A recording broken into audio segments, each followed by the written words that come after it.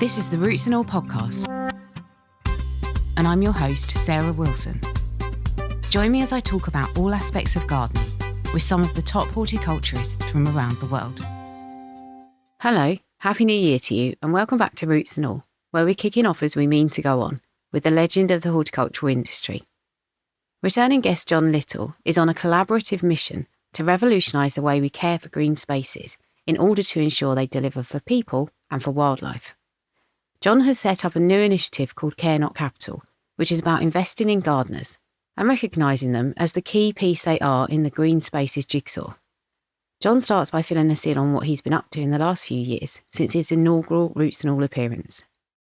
A lot of the stuff that I said on the first podcast, I suppose I'm still saying now, because a lot of it hasn't changed very much. I mean, I think I was talking about how important it was to invest in looking after places, especially poorer places, in social housing, how we should invest in humankind rather than in materials. I was talking about that at the last podcast, and I've continued to talk about it, as you know. And then I got to a point, I guess about a year ago, where I just thought it would be good to do something in whatever small way we could, to physically do something that might move that conversation along a bit. You know, that's when we decided to set up Care Not Capital, really, just because I had a good feeling that I could raise some money, because we had a bit of momentum here. People were interested in what we were doing here, so people were happy to pay to come here.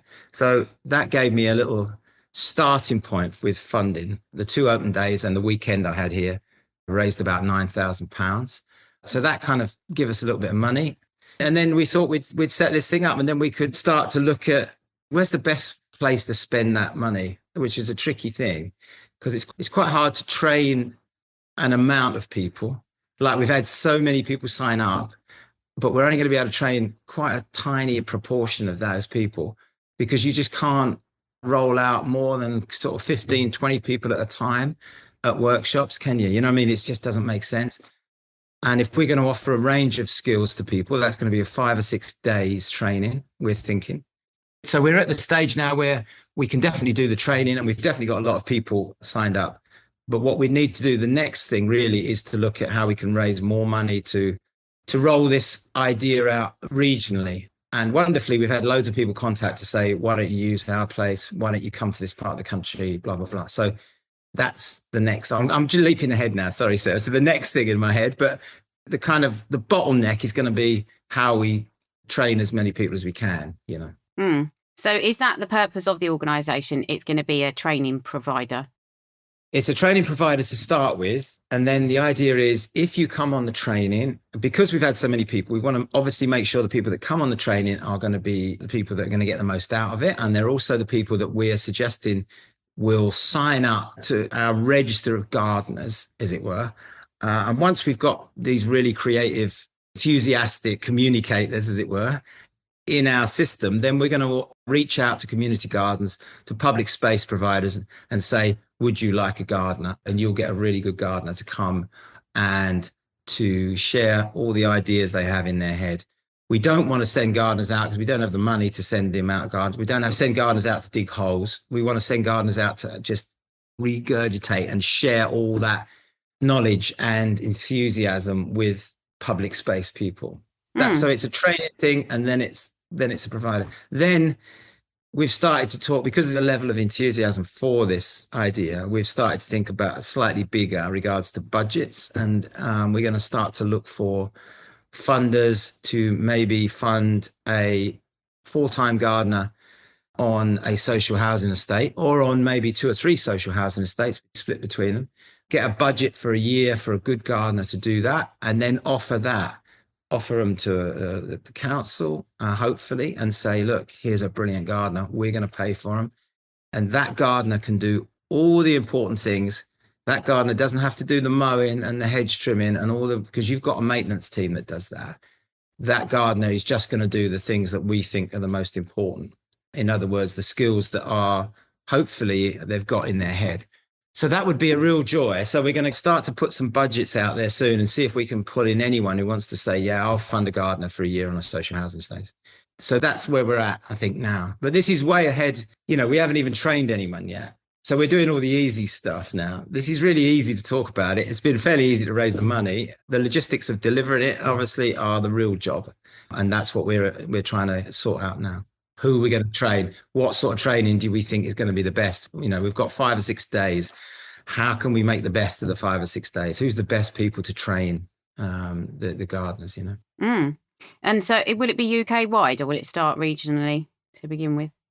It's going to start definitely here and within the London and South East, simply because that's kind of doable for me very easily. And that means we can iron out any mess ups on it or any glaring missed opportunities or any glaring training that when people come, they say, well, I'd really like to have been trained in this. That makes sense. So we're going to do that here for the first spring, summer, I guess, because also all of us involved in it have got lots of other jobs and lots of other things to do. So if we're not careful, it is going to kind of overtake us slightly if we're not sensible about it. So definitely we're going to start off here. So we're going to contact, and the other thing that we want to do, which I really, really want to do, is kind of my pet thing a bit, is to offer these services, offer to see if councils want to send any of their ground staff to opt into this training for free. So that it means the council doesn't have the cost of the training, so that it's easier for them to have a go at that. And it also means that we can put, hopefully, ground staff from different councils together in one place and have a good few days, and they can then talk to each other. For instance, I don't know whether there's a London-wide sort of setup where all the council ground staff get together and share ideas. I'm guessing there isn't, but that feels to me like such a nice idea anyway, if we can make that happen. So we're going to have a separate training. It might not be 5 days. I think they probably couldn't spare their staff for that long, but maybe 2 or 3 days, specifically for council employees and specifically to say to councils, what would you like your staff to be trained in? What do you think will be useful for you? So we're going to hopefully have an event somewhere, we're not sure where yet, where we invite councils to come and tell us what they want. Tell us what sort of training they'd like, tell us what they'd like us to do, and we will hopefully be able to do that. So they're the 2 things that we're weighing up: free training to professional gardeners and free training for councils. And then to supplement that and to kind of prop that up, then we're going to offer paid training days for the people who feel like they can pay. Brilliant.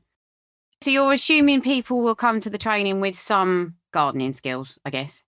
No, we are. We want professional gardeners. We want gardeners, hopefully, that are in places where they obviously can go back and have an influence. So we're not really talking about people that are just starting up in gardening, or it's, you know, we're looking for gardeners that are good gardeners in their own right, I guess, and want to add some skills to that set.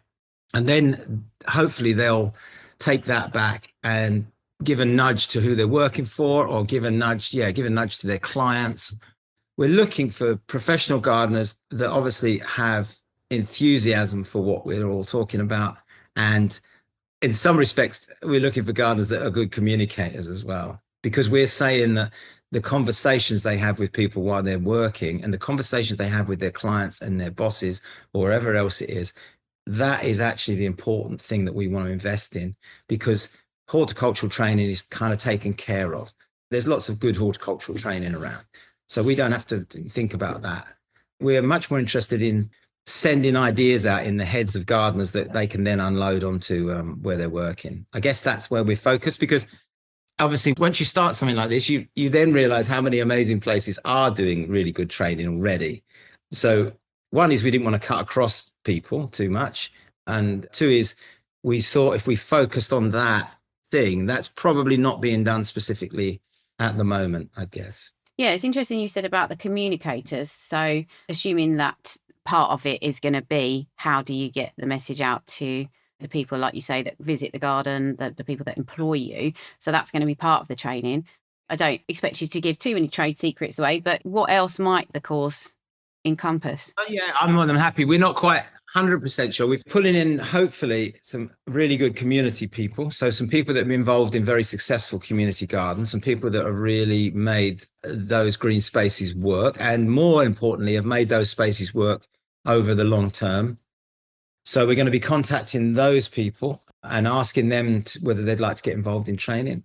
I'm very keen to have an element of policy and biodiversity net gain, for instance, embedded in this training, because I think a lot of professional guards are going to come across this in some way or other in their career.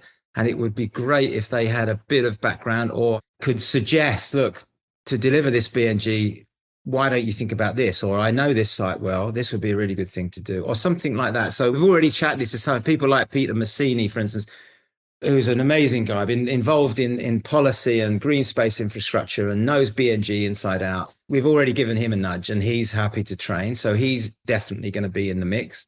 So we're looking at policy, we're looking at good community people to come down, and how do you get people in? How do you make people happy when they come to your community space? How do you keep volunteers?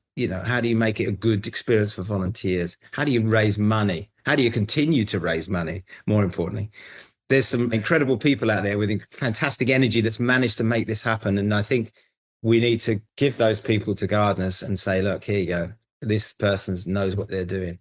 So community, policy, I think I'd like to do a bit on straightforward little bits of wooden construction that might come in.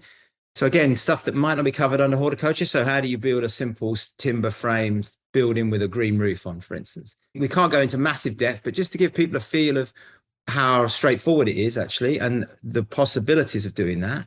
And obviously, most importantly, looking at how we embed habitat into that little structure that you've built.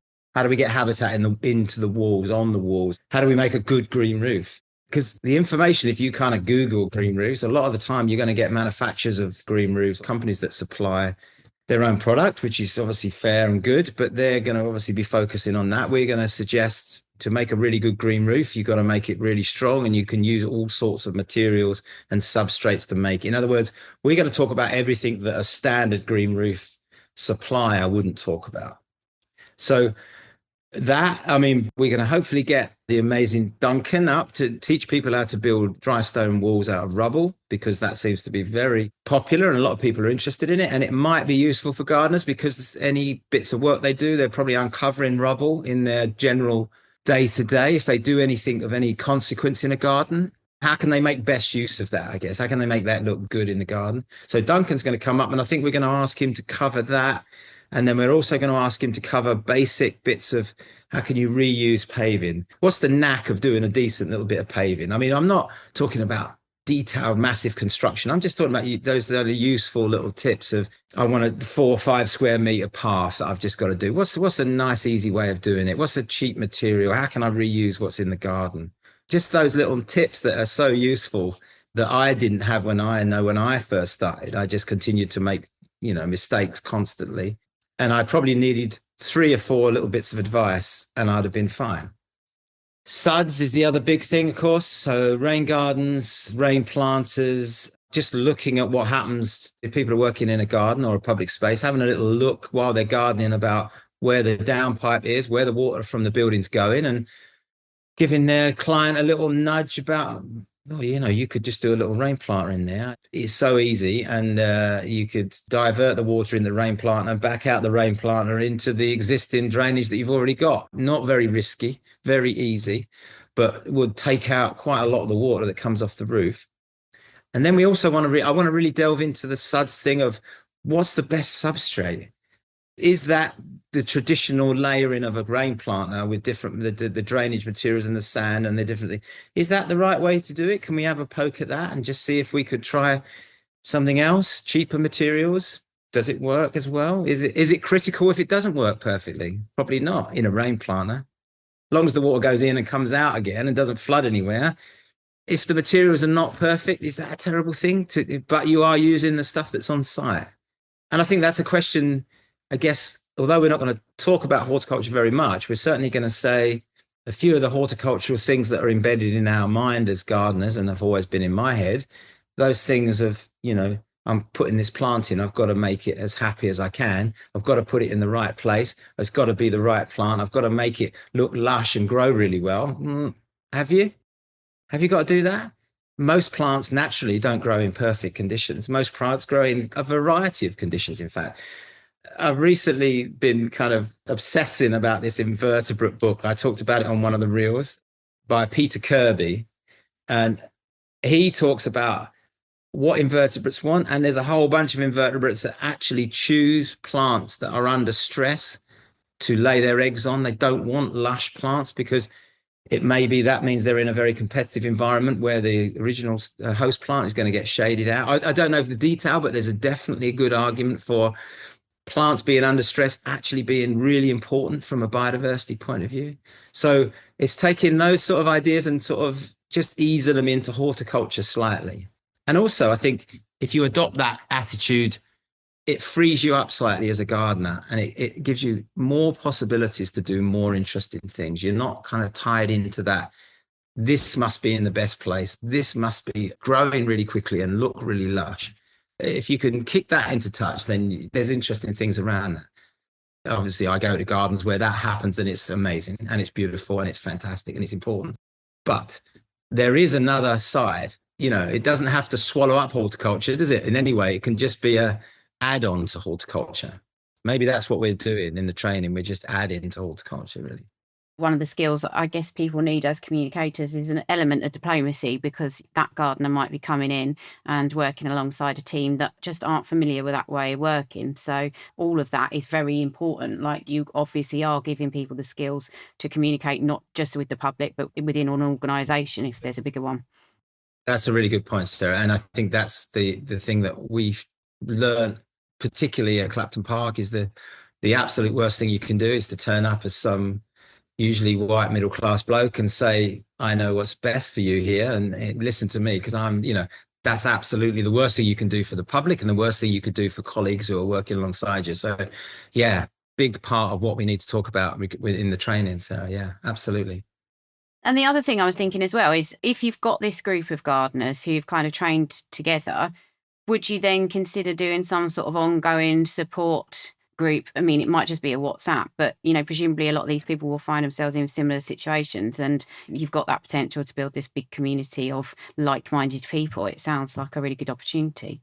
Yes, that's again something that we've talked about, is that not just dumping people off. If they decide, for instance, to have a little go at building a little timber building in a client's garden or something, and then they get stuck, I mean, the last thing we want to do is to, just leave them. So, yes, definitely. Well, hopefully there'll be a community of hill drop trained people that we can definitely support and definitely be with. I mean, I've got another lot of training that I've been working on for quite a while now that's actually going to come in at a similar time, weirdly. And that's another idea of training tradesmen. So I really like the idea of asking, job-in landscape gardeners, fencers, small builders, all those people that are working within our infrastructure in our urban areas, and saying, would you like to come and get some training in green infrastructure? We're going to make it free, and we're going to make it at a time that suits you. And we understand your job's really hard, and most people in those industries work really hard, but they're usually competing on price only often. So it's a hard job. If we can give you green infrastructure skills, you might be able to add that to your skill set, and then you might be able to charge a bit more. You might be able to obviously inform the client about these things. And this is the other thing about the gardener thing, and it's kind of making the best people in at the base, as it were, giving them all the knowledge and all the enthusiasm to influence, to go up with that, rather than relying or, expecting managers and funders and all those people to come up with all this. Most of the time they never do they? So if we have a builder that turns up at a house extension and says to the client, you know what, you got a kind of sad flat roof on that has been specified. Have you thought about a green roof? This is how much it will cost. This is what it will be. This is what it delivers. So you're embedding all that knowledge and that green infrastructure and stuff in with the people who actually physically deliver it, which is, I think, the key thing. And also you're giving that information to clients and customers that probably wouldn't ask for it. So a lot of the clients wouldn't ask the builder for a green roof, but if he can suggest it, I'd say there's a lot more chance of stuff like that going in. Do you know what I mean? Because a lot of people don't know, think it's going to cost maybe a lot more than they expect. And anyway, that's another thing we're doing. That's come from funding from Waits, the big construction company. They have a philanthropy arm that looks at handing money to this. So hopefully we're going to train some tradesmen in Essex soon. very well done on achieving what you have already. It's like a massive achievement, and everybody knows now that funding's not easy to come by. So people clearly believe in what you're doing. Thinking about the funding going forward, and you said about it would be lovely in future if you could train somebody and then go and approach an organisation and say, okay, well, we've got this trained person and we've got the funding for them for a year. Do you think that will be easy to achieve, or do you think that's going to be a struggle? And I ask because I do a lot of funding applications, and I know that the funders a lot of the time aren't actually that keen on investing in people, which is absolutely madness as far as I can understand it. But yeah, it does seem quite a challenge. It is. I suppose, Sarah, that's the catalyst for this whole conversation. Care, not capital, is exactly that. Let's spend money on people and not on capital and physical things. Let's spend money on people's energy. But funders have been notoriously reluctant to do that, haven't they? One is because they're scared of any ongoing commitment, I think, which does feel outdated now. And why can't they do that? And why do councils have to spend every penny at the end of the budget? Why can't they keep some to pay people after the date? Like, I don't know. There's systems in place that I think have been going along for a long time that need really to be looked at. And I'm hoping with the momentum of all this that we're going to get someone big that's going to step up and say, you know what, we're actually, instead of spending 40 million on a new garden, I'm actually going to spend 40 million on just funding gardeners to go out and do good things in green space. What a brilliant way to spend 40 million quid. And imagine what you could do. How many gardeners, how many people communicating good stuff, sharing ideas, doing amazing things would 40 million quid pay for instead of one garden, which is what happens at the moment.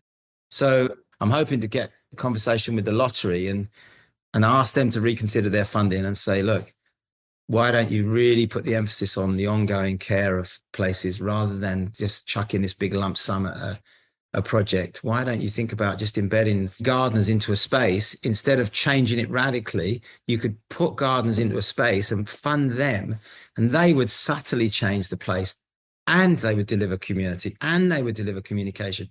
All those things that slapping a piece of infrastructure into a space doesn't do, does it? Yeah. So that's the basis of everything we're talking about, is that value and justifying value. We're not just saying, oh, pay gardeners, that would be nice. Just pay gardeners to go and fluff around in a garden. We're not saying that. We're saying that money, imagine how good an investment that money is. If you give it to someone who's in a space every day, communicating good stuff every day, sharing ideas with people that they take back to their own place, making this place more beautiful, making the place more biodiverse, adapting it for climate change, suggesting a rain garden, all those things come from people on the ground. So that we are suggesting is absolutely incredible value for money, instead of a scheme that gets put in, that they take a picture of, and then no one looks after it. And it happens so many, everyone, I can imagine people who listen to this podcast must know of these schemes. They're all around us. Go back and look at something 5-10 years down the line after the lottery's dumped 10 million quid on it or 500,000 on it, and go and have a look at the quality of it. Go and have a look at the vitality of it. You know what I mean? The joy of it, and see where that is, because that doesn't persist unless you have someone there, does it? You know? No, that's so true. Talking of the podcast listeners, I imagine there's quite a few people listening thinking, how can I join up to the wonderful training scheme that you've spoken about? If people do want to get in touch, they want to sign up, they want to fund you, they want to help in some way, how would they do it? Sign up to the website. That's probably the main thing, which people have wonderfully done. And if you want to contact me direct about anything else that you've got ideas for, or you think there's funding possibilities, then please contact me direct. I've got my email and contact details are on my website, and I'll try and get them put onto the Care Not Capital website as well. And we've got an email address on the Care Not Capital website. So we're very open to any suggestions of how we can make this better. Because at the end of the day, we're just a bunch of gardeners like everyone else that's raised a bit of money and just wants to spend it on gardeners. So we're not a big organization that has any fixed goals, really. We're more than happy to talk about how we could achieve this, and also talk about what people think is the right place for us to spend money. So what we're going to try and do with the funding thing is to set a price. How much does it cost to give free training for one gardener? How much does it cost to employ a gardener on social housing for a year? And then we're also in the market for someone who's got a bigger pot of money to fund us to put a garden into the Chelsea Flower Show, simply because we think it's the right time. This will be 26. It'll be the right time. I think it will be a perfect opportunity to say, let's do a show garden in Main Avenue, but have no garden. Let's have a garden that just has gardeners on display. So we have a garden that just displays 40 gardeners, and those gardeners communicate what's in their head with the Chelsea public. Let's have a show garden that showcases gardeners. And if we can get some funding for that, that's an equivalent to a show garden, that's what we're asking. So huge amount of money, actually, to put a show garden on. If we can have a similar amount of money to that, then we could do all that gardeners thing, be there for a week doing all that. And we could then spend the excess money, as it were, on funding gardeners all around London. So wouldn't that be a great legacy for a show garden, rather than carting it off somewhere? And then, is it going to a place that's going to function and work going forward? Often they're not. Is it going to be looked after when it goes to where it is? Probably not. So wouldn't that be good? Thank you very much to John for kickstarting this important new initiative and for taking the time to talk about it. If you'd like to get involved, the links you'll need are in the show notes. Thank you for listening, and if you like this episode, I recommend 53 with John Little and 239 with Benny Hawksby. You can download or listen to the podcast direct from the website rootsandall.co.uk. Please also check out my Patreon, where you can make a one-off donation or take out a monthly subscription to help support the podcast. Because if you enjoy the show, please help it continue. I also have a GoFundMe where you can make a one-off donation. Even a one-off donation of £1 helps, and I'll be really grateful for your support. So please go to Patreon or GoFundMe and search for Roots and All Podcast.